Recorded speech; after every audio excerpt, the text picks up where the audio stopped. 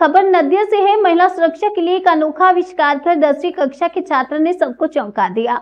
नदिया जिले के शांतिपुर एमएन उच्च विद्यालय के छात्र ऋतिक साहा ने सोशल मीडिया और चैट जीपीटी की मदद से स्मार्ट शॉक जूता बनाया है। इस जूते की लागत लगभग 3000 रुपए आई है। छात्र के अनुसार इस जूते को पहनकर महिलाएं बाहर निकलने पर किसी भी हमलावर से अपनी जान बचा सकती हैं, क्योंकि यह जूता इलेक्ट्रिक शॉक देने में सक्षम है। इतना ही नहीं, इस जूते में लगे सेंसर किसी हमले की स्थिति में पीड़िता के परिवार को मैसेज भेजेंगे और जीपीएस के जरिए लाइव लोकेशन भी देंगे। फिलहाल ऋतिक ने यह जूता सिर्फ 10 दिनों में तैयार किया है। उसके दोस्तों ने भी इसमें उसकी मदद की है। ऋतिक का सपना है कि वह बड़ा होकर और भी नए नए आविष्कार करे। उसके माता पिता भी उसकी इस उपलब्धि से खुश हैं और चाहते हैं कि वह आगे बढ़े। যেখানে এই রাজ্যে নারী সুরক্ষা নিয়ে একটা বড় প্রশ্ন উঠছে, সেখানে তুমি ক্লাস 10-এ পড়ো। আজকে এই জুতোটা তৈরি করলে, এই জুতোটা কি মানে সুবিধা পাবে? আসলে এই জুতোটার মধ্যে 3টে ফিচার অ্যাড করেছি। যখন তাকে কেউ অ্যাটাক করার চেষ্টা করবে তখন তাকে একটা 9 ভোল্টেজের ঝটকা দিতে পারবে, একটা শক দিতে পারবে। আর এছাড়া এটার মধ্যে আমি যে বোর্ডগুলি ইউজ করেছি, ESP32 ডেভেলপমেন্ট বোর্ড, ওই বোর্ডটার কাজ হচ্ছে কল আর SMS সিস্টেমটা চালু রাখা। আর এছাড়া নিউ সিস্টেমের একটা জিপিএস অ্যাড করে দিয়েছি, ওটার কাজ হচ্ছে লোকেশনটা ট্র্যাক করে রাখা। এই পুরো সিস্টেম চালু করার জন্য একটা Arduino অ্যাপের দরকার। ওই অ্যাপের মধ্যে জাস্ট নাম্বারটা একটা কোডিং করা আছে, পুরোটা আমার সেটেল করা আছে। জাস্ট ইউজারের কাজ হবে একটা নাম্বার অ্যাড করে দেওয়া। নাম্বার অ্যাড করে দেওয়ার পর সে বাড়ি থেকে বেরোনোর আগে জাস্ট একটা অন অফ সুইচ আছে এই জুতোর মধ্যে, সেই সুইচটা অন করে দিয়ে যখন বাড়ি থেকে বেরোবে তার গার্ডিয়ান অলওয়েজ তার লোকেশনটা ট্র্যাক করে রাখতে পারবে। তো আমি মনে করি একটা পুরুষ মানুষের ক্ষেত্রে অলওয়েজ তার মেয়ে হোক বা তার ওয়াইফ হোক তার উপর নজরদারি রাখাটা পসিবল না। সেই জন্য এটার উপর আমি দুটো ফিচার অ্যাড করে দিয়েছি।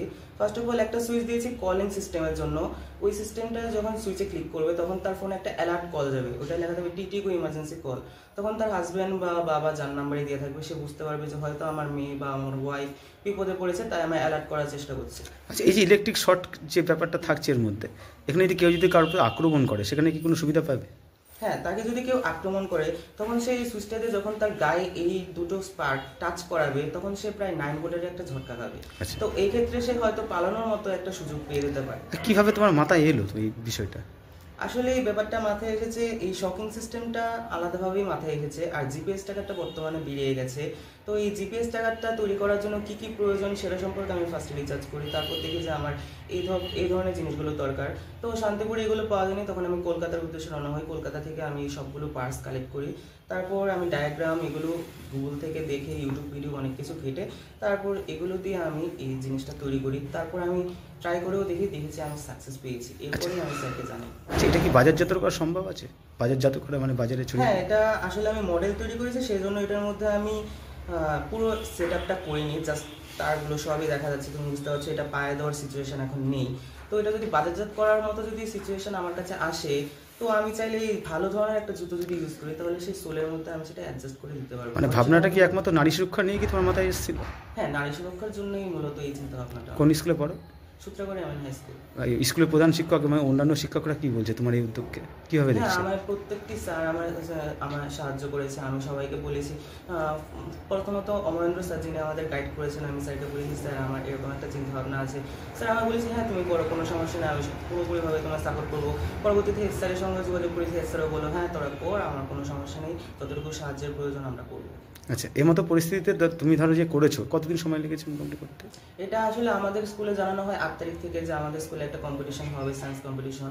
তো আমি সেদিন থেকেই আমার মনে একটা চিন্তা ভাবনা জাগে যে কিছু একটা তো করবো, তো কি করা যায়। সেদিন থেকেই আমি ভাবনা চিন্তা করতে পারি যে কি করা যেতে পারে, কি করলে হয়তো ব্যাপারটা একটু আলাদা ধরনের হবে।